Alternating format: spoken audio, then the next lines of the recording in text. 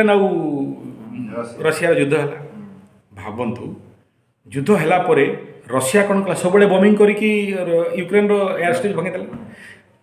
India 25-27 हजार लोग पिला पाठ पढ़ुं से मैंने आसबार कथा प्लेन गले तो आसवे ना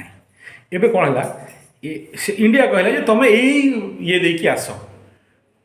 अन्य देश देकी अन्य देश गले भिसा मागे पोलैंड भितर छात्र पशिले गोटे भिसा मागी ना कहीं क्या बल्कि सिंदूर चंदन देकी वेस्ट वेलकम कराइले अतिथि सत्कार कराइले एव्री सब प्रकार व्यवस्था टिट एंड बिट एटा शुणी थे आप न्यूज कहीं कराइले कहले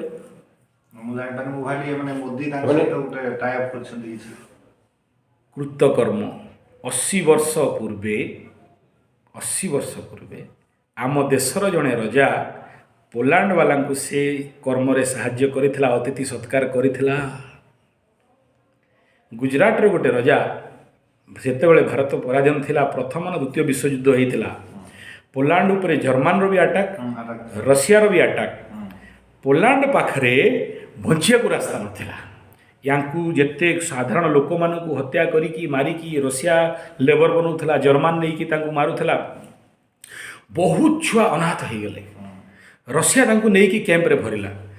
देखिला पुषी पार तार भी तो निजर हालत खराब अच्छी तांकु गोटे जहाज रे सब लोड कला 1000 छुआ को गोटे जहाज रे समुद्र रे छाड़देला जाओ जो देश को जाइछंती भिक्षा मागिछंती हमको शरण दियो खाइबा को दियो पियो को दियो भगे देले खाइबा को नहीं पीबो को नहीं मास जहाज भितर ठंडा शीत देह रोगाग्रस्त लास्ट रे जेते बेले सब राज्य देश सरीगला इंडिया को आसिले इंडिया रे ब्रिटिश सरकार थिला कहला मु छुई पारिबिनी चलो भागो एठू ए खबरटा गुजरात रो जाडेजा राजा कौन गोटे तार थिला सी तार खबर पाकू गला सी इंग्रेज मान विरुद्ध ठिया गला कहला नो मो देश को जड़े आसी अतिथि शरणापन्न मुझे छाड़ी पारि और इंग्रेज मैंने कहले तू देबू तो दे आम किसी देवुन किसी साहय करूँ वर्ल्ड वार्ड चलती आम पाखे भी धन संपत्ति ना आम भी केतले बार छाड़ी जीव ठिकना नहीं सेठू इंग्रेज वाला हरी झंडी देखले समस्त को जहाज उतरा गला खुएला पीला रजा पर्सनाल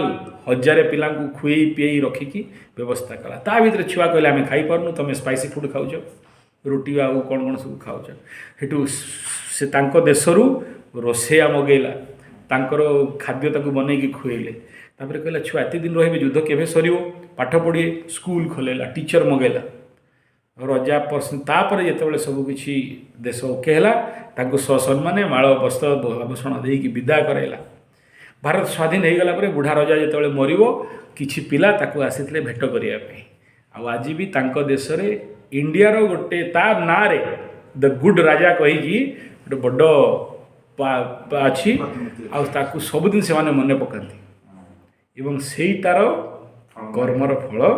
एमान को बिना कौन प्रकार पास किसी ना एलाउड करा तेणु यहाँ आपणकर कर्म अटे धर्म अटे स्वधर्मे निधनम श्रेय परधर्म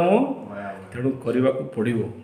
9th शनि वाला ये कर्म करने को बाध्य आने आसीचु पर कल्याण तेणु करेंगे शिखिए कहीं कहीदे।